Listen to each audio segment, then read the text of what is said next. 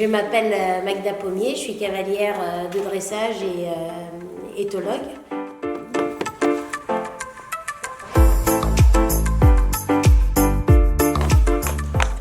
J'ai commencé la méthode Parelli quand j'avais une quinzaine d'années en Suisse. Je suis partie un an au Montana où j'ai eu la chance de travailler avec Ronnie Willis, qui est le mentor de Pat Parelli.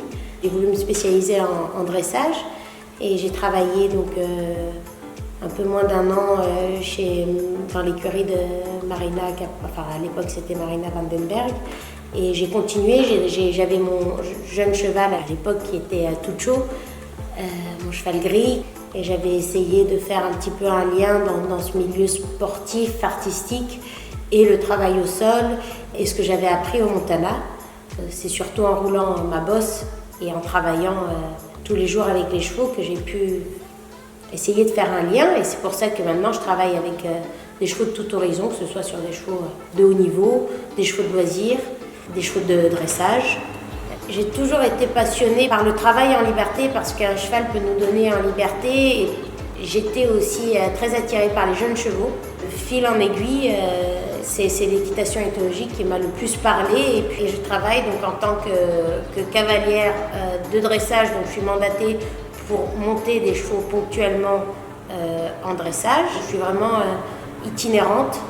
J'oscille entre tous ces pôles, entre des chevaux ponctuellement au travail, comme ici chez Camille Judet, des cours de dressage avec des élèves qui sont assidus et que je suis régulièrement, et des chevaux délicats aussi, sur des problèmes ponctuels, mais on se rend bien compte que le problème n'est pas le problème et il faut vraiment prendre le travail en amont, construire ses bases. Et c'est pour ça que je travaille par exemple sur forfait, où je demande à mes élèves de s'impliquer sur plusieurs séances.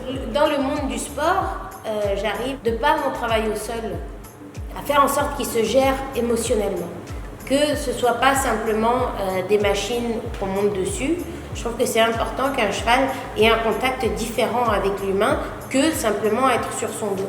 Et qu'il puisse apprendre à se décontracter, qu'il puisse apprendre à passer des transitions, être connecté, être désensibilisé à certaines choses, à être sensible à d'autres avec une personne qui est au sol.